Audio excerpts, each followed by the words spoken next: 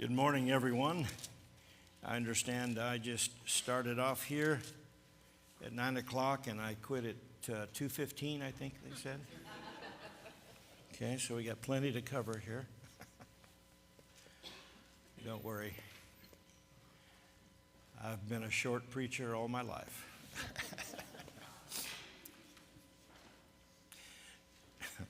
Very few places I can say that now, and they haven't heard that before. All right, let's bow and have a word of prayer. We'll begin our class here. Our Holy Father, there is none like you. Who is the creator of heaven and earth but you alone?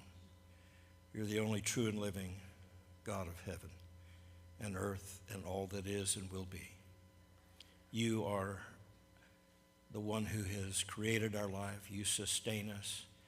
You guide us. You save us. You alone are the only hope that we have in this world of chaos and evil. And for that we are forever grateful that you have not only shown us the truth, but you have given us the gift of your Son to correct our lives, to forgive our sins, and to open the door into your home that we may enter in and live with you in eternity. And for that there is nothing to explain, understand, or compare. You alone are the giver of life. Thank you, Father, for this day. This is your day. We are grateful that we can assemble in your name to read from your word, to study it, understand it, have a better appreciation for it, and Father, and for this opportunity to worship you and to remember the sacrifice of your Son on the cross. We ask that you will bless us, bless each home that is represented here. Be with our families. Please, Father, be with our children and keep them from harm and from evil. Help us to lead them through this world by your word, that they will not be drawn away, pulled down into the wickedness. We ask, Father, for your patience. Help us to have your patience. Help us to have your gentleness and your kindness and your love, that we may share with each other and with the world. Please forgive us when we fail you and we do not do that.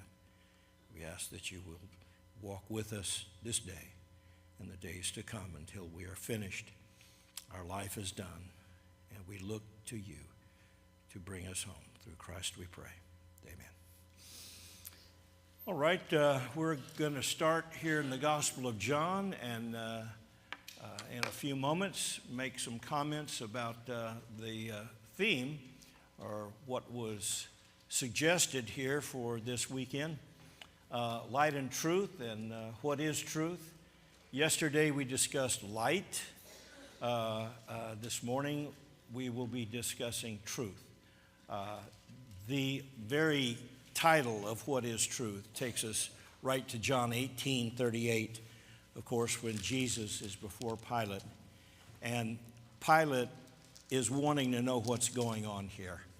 Now, I'm going to give you just a little bit of a background on Pilate. He is an interesting and rather strange character to study, because we wonder, why on earth did he just not listen to his wife? Because his wife said, have nothing to do with this man. And Pilate would eventually wash his hands in front of everybody, as if that would relieve him of any responsibility or accountability with Pilate. Why would he do something like that? Well, it's interesting that in the record of history is that Josephus says, whether this is true or not, but makes the comment that earlier in Pilate's reign, or in his administration, they needed an aqueduct built. They needed some kind of public works built in Jerusalem, and they didn't have the money. The Roman treasury was running low, and so what Pilate did was that he basically raided the treasury of the temple and took, because they were rich, they had a lot of money, and took that money and built the aqueduct. And when the rulers of the temple discovered what he had done, rather than tell on him and go to Rome and turn Pilate in, they very shrewdly kept that to themselves. And they told Pilate, we know what you've done, but we're not going to do anything right now. That was kind of their ace in the hole. That was their trump card that they held, knowing that in the future they would want Pilate to do something for them, and they would hold that over him. And it has been suggested that that is why Pilate allowed Jesus to be crucified. Now, I know, we understand that in the providence of God's plan, that this was predetermined before the foundation of the earth. We understand that. But it is fascinating to see all of the elements that are used in the dynamic of what's going on here. This is a big picture, and it's like a jigsaw. There's all these little pieces that put in there, and you think, well, Pilate had the power. He easily could have said, it's your custom that I can deliver a man, I'll deliver Jesus. And they said, no, give us Barabbas. Well, what about Jesus? Well, you crucify him. Pilate could have overruled them, but had he done that, the thought is that he would have lost his job. He likely would have been thrown in prison because the chief priest would have said, okay, foul, he stole from the temple. And they could prove it. So just before we get started, here's a lesson I always teach the young men when I'm in a young men's class. I said, fellas, see, you make a mistake back here, and someone say, all right, we're not going to say anything right now, but I'm going to hold this over you. Because now that we become, in a sense, blackmailed by our sin. Private sins can blackmail you when people are aware of it, can use it against you. And that may have been the case here. But whatever is going on here behind the scenes between Pilate and Jesus, in the 18th chapter of the Gospel of John, in verse 34, Jesus answered and said, are you speaking for yourself on this? Well, he had just said, I heard that you're the king of the Jews. Was Pilate sincere? I think so. I think he was genuinely wanting to know what's going on. Are you really the king of the Jews? He doesn't know that much about the Jewish history and what there's going on. Jesus answered in verse 34, are you speaking for yourself on this? Or did others tell you about this?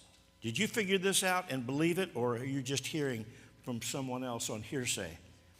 Pilate answered, am I a Jew?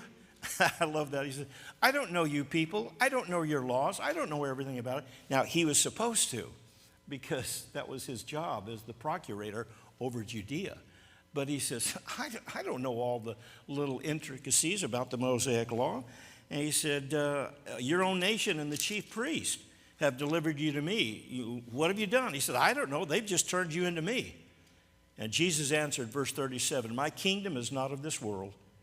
If my kingdom were of this world, my servants would fight so that I should not be delivered to the Jews.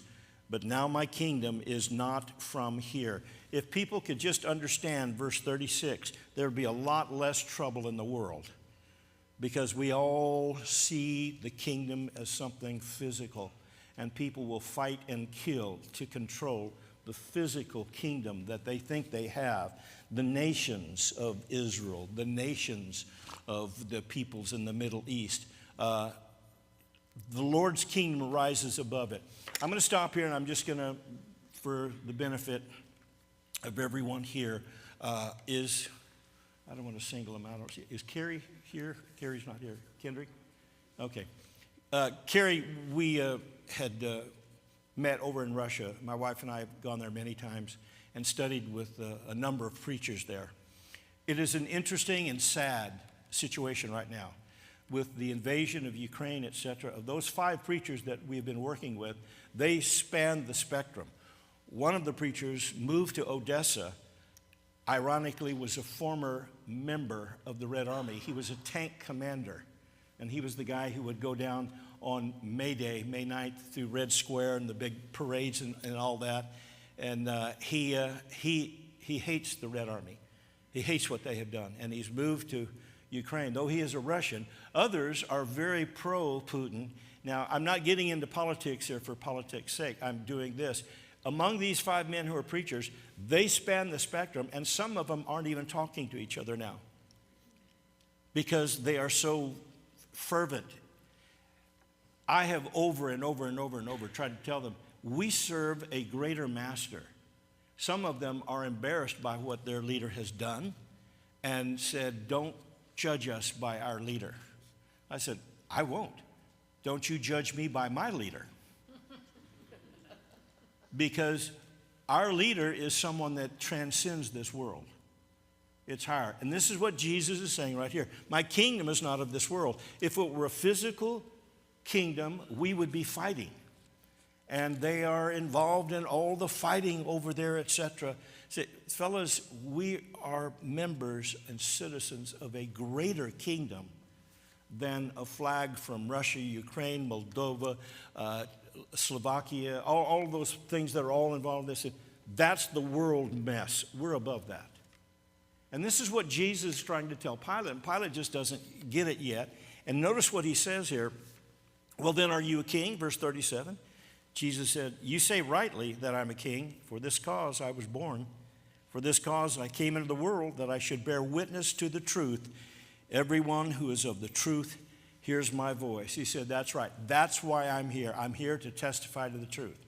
And then this famous response from Pilate. What is truth? You know, we've heard this so often. It's not always what you say, it's how you say it. What was the inflection of Pilate when he said, was it sincere? What is truth? I don't think that was it. Oh, really? You're here to testify to the truth? Oh, wonderful, good. Tell me, what is truth? I don't think so. I think in all of the political battles and all of the nonsense that had been going on all the way before Pilate and then long after, even to this day, it's like everyone's got their truth. What is truth? And that really sets the stage for our comment here today in our class. It was, now I'm going to have to just mark everything by I'm a baby boomer, and so what I understand and know is from my generation. Those before me or those after me, I hope will understand, and if they not, raise your hand. We'll try to connect the dots here on that. In the late 70s, early 80s, we began to hear more and more about moral relativity. I went to a few conferences that talked about the postmodern ideas of thinking. And more about this moral relativity, that things are not absolute. Cartoons in the papers were dealing with that, which I thought was rather interesting, how they would deal. A young boy at the dinner table is saying, you know, nothing is absolute. Everything is relative. And the father says, are you sure about that? And he said, absolutely.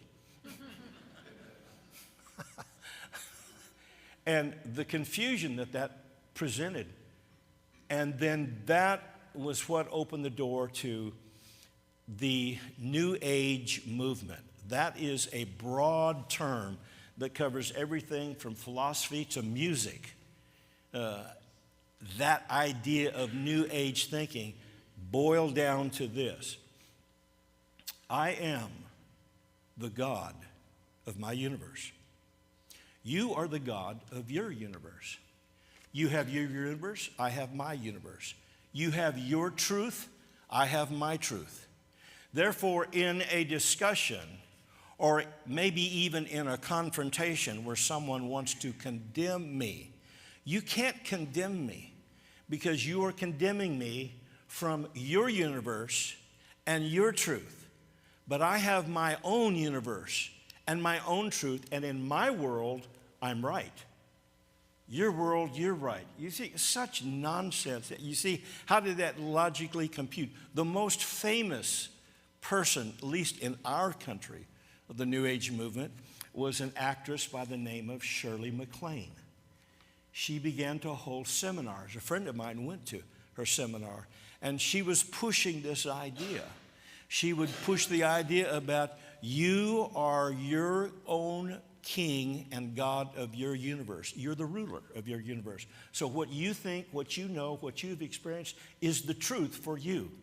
And she would go through all this, and then she would say, all of a sudden she would stop and go, stop, be still, and know that you are God. That was a full perversion of the Old Testament. when God said, stop and know that I am God. No, you're God. I'm God. We're all gods. Therefore, there can be no criticism, no wrong, no correction. You do yours, you do yours. That's where this idea of now, what is truth? And I think, as Solomon said, there's nothing new under the sun, that Shirley MacLaine and those people in the 70s and 80s weren't the first ones to come up with this idea. I think Pilate here, he's been involved with this all the time. He might even be so frustrated, like, oh boy, another one who has the truth. What is truth? You have your truth, they have their truth, and everybody is fighting about their truths. So we now are faced with this. Jesus says, you want to know the real truth? The real truth here is the truth that I'm bringing. He says, I've come to testify the truth.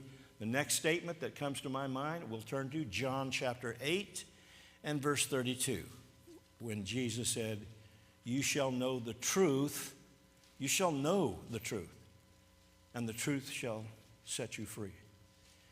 That first part of that statement, you shall know the truth, I believe in the context of this first century and what we've just said about the political ambiguity and all of the nonsense that went back and forth, and everyone has their own standard of rule of what is right or wrong. Jesus comes along and is telling Pilate basically, and for you and for me, that I've come to set the record straight. Well, you want to know what the truth is? This is what the truth is. I've come to testify. I'll tell you what the truth is. And they'll understand him, not just for his words, but for his deeds. So he will prove that what I'm saying is true. Because anyone can say anything, but Jesus would back it up. And this is what he's going to say right here in John chapter 8 and following. Find this spot here. The truth will make you free. And he begins to tell them about the fact that they would be slaves. And they answered, verse 33, we are Abraham's descendants and have never been in bondage to anyone. So how can you say you will be made free? They took a little offense at that. Says, we're not in bondage. We're not enslaved. And Jesus is going to tell them, yes, you are, in verse 34. And those of you who were here yesterday in our second hour when we talked about the sustainable truth, Jesus answered, most assuredly, I say to you, whoever practices sin. Old King James, New King James, NIV says commits. English Standard says practices. That's the continual, ongoing action. Whoever practices, they don't stop, they just keep on sinning, is a slave to sin. Become a slave to it. And a slave, he says, does not abide in the house forever. Now, they understood the principle that a slave is a hireling. And he's going to be there for a while. Maybe they draw up a contract, and I'll be a slave for 3 years, 5 years, whatever it is. And then when that is done, then they're released from it. Does the son sign a contract with the father? Does the father say to his son, now sit down here, we're going to draw this contract up, and you will be my son for 7 years. And then after 7 years, you're just out in the world. You're nobody. Well, that's nonsense. We know that doesn't happen. And Jesus is making that point right here. A son abides in the house forever. And they say, well, what are you talking about that we're slaves? And he said, whoever practices sin is a slave to sin. Verse 36, therefore, if the Son makes you free, you shall be free indeed. Get this. Here is a servant. Here is a son. The servant is a hireling. The son is a lifelong member of the house. He says, now, if the son, he's talking about himself, if the son says to the servant, you are not going to be free, he said, then you're free. A servant cannot free another servant, but the son sure can. And this is what Jesus is trying to get them to see. They believe that their ancestry with Abraham makes them free from everything. And Jesus is going to, in here a moment, going to say something that is pretty stinging to these people. Verse 37, I know that you are Abraham's descendants, but you seek to kill me because my word has no place in you. Now, the events that are behind these statements, and you would see them in Matthew and in Luke when Jesus is talking about the destruction that would come to Jerusalem. when he would cry. He would literally, in Luke 19, before he walks in the city, he's weeping for the city. Oh, Jerusalem, Jerusalem, how often I wanted to gather you as a hen gathers her chicks under his wing. But you were not willing. Jerusalem had killed the prophets, generation after generation after generation. That was their history. Their history was God would send a prophet, they'd kill him. They didn't like the message. God would send another prophet, it would kill him. Just like the parable back in Luke about the wedding feast. They would send that and they'd kill him, they'd kill him, they'd kill him. That's what's behind what Jesus is going to say right here in verse 38. He said, I speak what I have seen with my Father, and you do what you have seen with your father.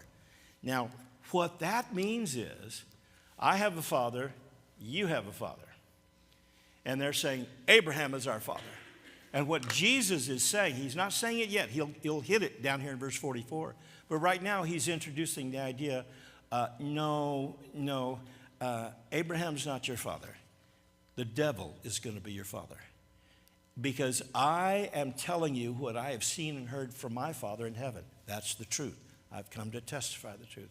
But you are doing what your fathers have always done. Their fathers, historically, killed the servants and prophets of God. And he said, we have two different fathers here. And they just don't quite understand that. And so verse 39, they say, well, Abraham is our father. And Jesus said, if you were Abraham's children, you would do the works of Abraham. But now you seek to kill me, a man who has told you the truth, which I heard from God. Abraham did not do this. You remember God sent 3 servants to Abraham to tell him what was going to happen? Did Abraham kill them? Of course not. That would be bizarre to think about that. Now, Sarah did laugh when they told him that you're going to have a child, but he entertained them. He made food for them and kept them. He didn't kill them. And Jesus saying, you can't be from your father Abraham because Abraham didn't do this. Verse 41, you do the deeds of your father. Then they said to him, we were not born of fornication. Now, what they're incensed by this because they're understanding Jesus to say that they are illegitimate people, that they didn't come from a real father or mother. That no, they said, Abraham is our father. He said, well, if you were Abraham, he kept and received God's people. You would keep and receive me, but you're not. That's not your father. And so they switch here in verse 41. They said to him, we were not born of fornication. We have one father, that is God. So in 39, Abraham's our father. 41, no, God's our father. They can't decide in themselves who their father is. And Jesus is trying to tell them, you are doing the deeds of your father. It's not Abraham, it's not God. But we come down here to verse 42. Verse 42, for if you were your father, you would love me, for I proceeded forth and came from God. Nor have I come of myself, but he sent me. Why do you not understand my speech? Why do you understand what I'm saying? Because you are not able to listen to my word. And the payoff is in the next verse. You are of your father, the devil. The desires of your father you want to do. He was a murderer from the beginning and does not stand in the truth, because there is no truth in him. Stop here for a moment. Let's reflect back on yesterday, light and dark. For those that weren't here, just to be reminded, light has the power to overcome darkness. You walk into a dark room, you flip a switch or turn on a flashlight, light now controls the room. Can you walk into a room that is fully lit and then snap your finger and darkness cover it? Darkness can't cover light, but light can cover darkness. That's why John said, when the light came, darkness could not apprehend it, could not overpower it. Because darkness is there because it's simply an absence of light. How do you take light away? Let's talk about it another way. You know, at night, right around 9:30, the sun goes out. Maybe it's 8:30. When sundown, okay, the sun, God unplugs the sun, and it's not burning for 12 hours. And then in the morning, they plug the sun back in, and then here comes the light again. The sun, the light that God has created, does not stop. It's there. From the beginning, think about this, from Genesis 1, let there be light, until now, there's not been a brownout. And we have brownouts all the time. You know what I'm saying by that is when the power grid drops down and now all of a sudden we can't power the things that we want to power because there's just not enough energy at the power plant downtown or out in the country, wherever it is, to power it. Has the sun ever, oh boy, we just got the word from God. The sun's going to be taken down for the next 48 hours for repairs. It's just ludicrous. It's absurd. The light from God, it began in Genesis 1, and it will continue until the Lord returns and says, we're done. Darkness can't overpower the light. And considering the metaphor of dark and light as truth and falsehood, any truth found in the devil? As Jesus is saying right here, there is no truth in the devil. You can't find it there. Think about that. If you want to know what's right and true, where would you go? So, though Pilate might have had an inkling when he said, what is truth? Jesus is coming to say, I've come to testify of truth. I wonder, this is just a thought, I wonder if after the resurrection, when the proof of Jesus' resurrection was given for over 40 days through many infallible proofs, as Luke said, news got back to Pilate. Would Pilate be amused? Would he be confused? Would he be afraid? I wonder what emotion was going through the house of Pilate. When Jesus was resurrected, I wonder what kind of conversation went on between Mr. and Mrs. Pilate. I told you, don't have anything to do with that man. I don't know, what's going to happen here. Maybe he thought, well, this guy he's going to unleash his retribution against me, and I'm going to be in big trouble. Of course, Jesus was not about revenge or retribution. It was about truth, about light. And he's come to testify of it. And Pilate here says, yeah, everyone's got their own truth. Really. Now, bringing that to the year 2023 here now, wherever you go, it doesn't matter. Goodness gracious. Online, everybody's got an opinion. And everybody thinks their opinion is right. And you know what they say about opinions. They're like noses. Everybody has one. That doesn't mean it's right or it's pretty or it's true. What is truth? Taking the Son of God out of the equation, we will always and forever be people who are just groping in the dark, trying to find our way out.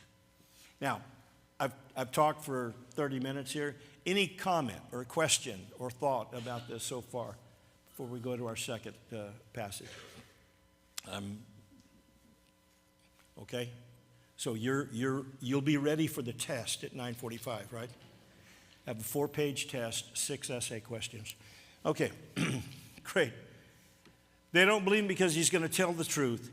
And let's finish this out, verse 45 through 47. But because I tell the truth, you do not believe me. That's why they won't believe me. They don't want to believe me. It's not a matter of, this doesn't make sense to me. We don't want this. Like the dark loves the dark because of their evil deeds, as we studied. Verse 46, 47. Which of you convicts me of sin? If I tell the truth, why do you not believe me? He who is of God hears God's word. Therefore, you do not hear because you are not of God. And the interesting thing to me about this is they don't have a retort. What he has said, they sit there and think, he's right. This is where we've been. And here's the thing, here's the statement in this entire context passage that is the most puzzling to me. Maybe you can explain it to me. I would love to know what this means. As this started, look at verse 30. John says, as he spoke these words, many believed in him. Then Jesus said to those Jews who believed him. These are the people that he's having the conversation with, the people that believe him. How is it that they believe him but they don't believe him? Yeah, this is something that to me is quite, it's a little confusing, it's very perplexing, and really overall it's intriguing to me, because I think this may describe most people today. You ask them, do you believe that Jesus is the Christ? Yes. Do you believe what he says about this or about that? Well, I don't know about that. That's getting a little too close to home here, and I don't think I like that. And that's I think what we've got here is the people, yes, I believe that he is the Son of God. And Jesus is chiding him, saying, if you believed me in truth, you would do what I say. They just don't get it yet.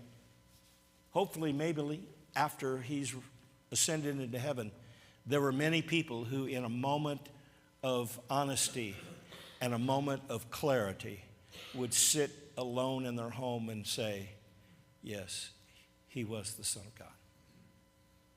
Truly he was. Maybe they changed. Maybe they followed. I would like to think so. I would hope so. But that's what went on here. In John 8, you shall know the truth shall make you free. Now let's flip over a few chapters to chapter 14 of John. John 14. The second most famous statement about truth that is the most well known in verse 6 of John 14. But he said, I am the way, the truth, and the life. No one comes to the Father except by me.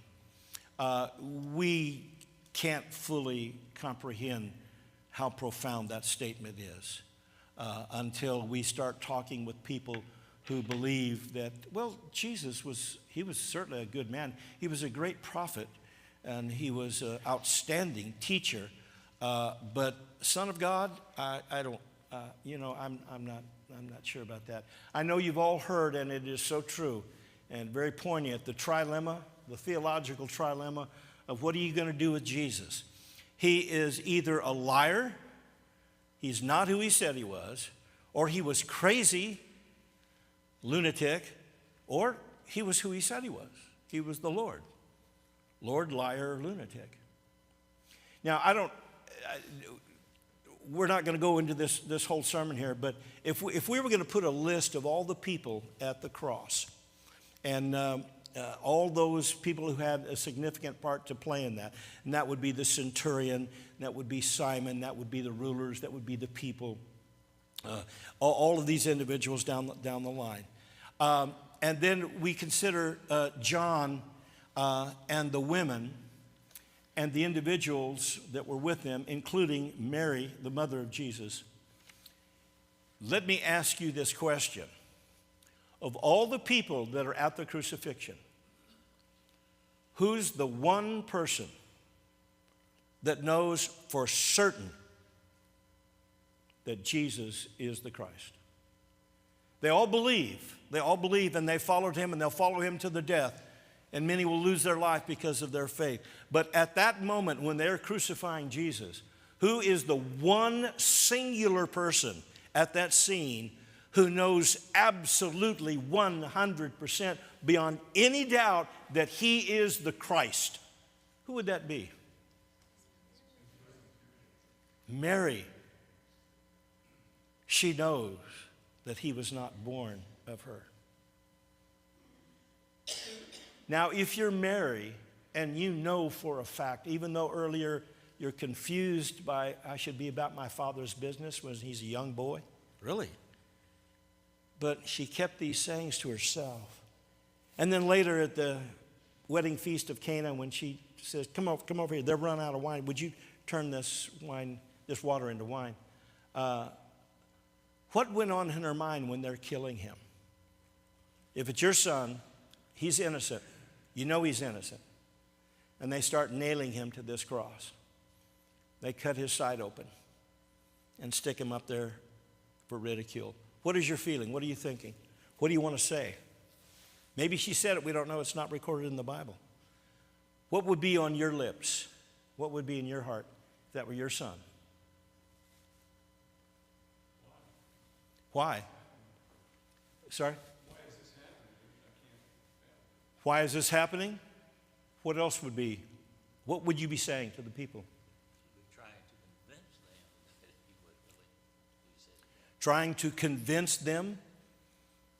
She's going to be, I'm thinking, she is vehemently, adamantly, profusely, passionately saying, he is not a radical. He is not a liar. He is who he says he is. I know for a fact that's who he is. He is not a violator of the law of Moses. He came to fulfill the law. He is innocent. Every mother would say that. Every man before the judge. I'm innocent, Judge.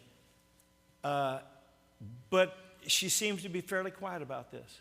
Maybe it's because she knows that the truth is that he is the Son of God. She knows confidently. And as the Son of God, this isn't the end of him. He's coming back. He's already told us. In 3 days, I'll be back. To me, it's one of the most passionate moments, not just because of the crucifixion, but because of the heart of the mother who sees her son being slaughtered for that which was unjust and untrue. So now he comes and he just lays it out and says, this is an all or nothing proposition. No one comes to the Father except by me. And in this interesting little interlude between Philip and our Lord, verse 7, if you had known me, you would have known my Father also. And from now on, you know him and you've seen him. Philip said, Lord, show us the Father. It is sufficient for us. Jesus said, have I been with you so long, and yet you have not known me, Philip? He who has seen me has seen the Father. So how can you say, show us the Father? I've been with you. You've seen me. You've seen the Father. Do not believe that I am in the Father and the Father in me. Don't you believe that? The words that I speak to you, I do not speak on my own authority, but the Father who dwells in me does the works. Now he goes from words to works. Verse 11, believe me that I am in the Father and the Father in me, or else believe me for the sake of the works themselves. Which is easier to say, thy sins are forgiven, or rise up and walk? You remember that moment with the palsied man? He said, so that you can see that I have the power to forgive sins, rise and walk. He performed a miracle in front of them that was so astounding that they couldn't question it, they couldn't deny it. And he's saying, I'm not doing this so that he can walk. That's not the point. The point is so that you'll know that I have the authority to forgive sins. Have you ever wondered about, I'm sure many of you probably studied this in the past, about demon possession. Demon possession in the first century. You know, the interesting thing about demon possession is that before the coming of Christ, we don't read about it. You go in the Old Testament and we don't read about demon possession. We read now in this beginning as it starts, demon possession is now everywhere. And the disciples are dealing with, the people are dealing with. What do you suppose is going on there? I want you to turn to Colossians chapter 1 and consider something here. When Paul is talking about the Christ, and to me this is the definitive explanation here of our Lord. In Colossians 1, talking about the preeminence of Christ. In verse 16 of Colossians 1, for by him, that is by Christ, all things were created that are in heaven and that are on earth. What does the word all mean? Everything, everything, no exception, no exclusion. All things that are in heaven, everything in heaven, and that are on the earth, visible and invisible, whether thrones or dominions or principalities or powers. That includes the princes of all the nations and the devil himself. All of those were made. And notice what Paul says at the end of verse 16. All things were created through him and for him. How would these demonic spirits be created for Christ? The answer is that when Jesus came onto the scene, people were already dealing with demon possession unsuccessfully. They were terrified by demon possession. They were at their wits' end. No one could deal with them. And the worst of them, they tried to keep them out of town and would try to chain them to trees, and they couldn't keep them chained. Jesus comes along, and with a single word, he cast the demons out. And the people are just stupefied. They're amazing. How did he do that? And the long story short is that God allowed this phenomena to happen where he would loose the devil and the demons for this short while to provide a stage for Jesus to come on and demonstrate his power over hell. Think about that for a moment. If you're an individual living here in this ancient world, you know there's a devil, you know there's a hell, and everyone is terrified and afraid of it. Who can control it? Well, I don't know who can control it. And if they say they can control it, how do you know? What proof? Jesus comes and shows the proof that I have the power over the devil. Here are his demons. Get at them. They're scared to death of Jesus. What have we to do with you, O Son of God? Jesus of Nazareth, he said, cast them out.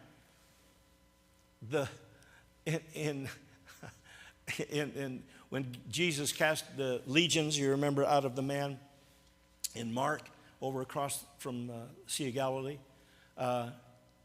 they're just, when he does that, they're scared to death of Jesus because they recognize here is a power that's greater than hell. And their immediate reaction was fear. And Jesus said, don't be afraid of me. No, don't be afraid of me. I'm here to help. I'm here to deliver. I'm here to testify to the truth. And that was the most graphic demonstration of truth to these people, that he had the power over hell. We all know in James the demons also believe and tremble. That's right, because Jesus demonstrated to the whole world. And that's why he says, I am the way, the truth, and the life. No one comes to the Father except by me. So if you want to be delivered, you want to get away from the world of evil, if you want to get out of the power of the devil, it's going to be through me, because I'm the only one who is stronger. Matter of fact, as Paul would say, he was created by Christ, and he was created for Christ. That's an amazing thought about that. All right, it's 9:45 here. Is this where a buzzer goes or someone yanks, throws a rope over the teacher and pulls him down, or something like that, or the floor falls out? Any question or comment before we close here? All right, thank you for your good attention. I hope maybe at least we opened some doors for some conversation here. Thank you.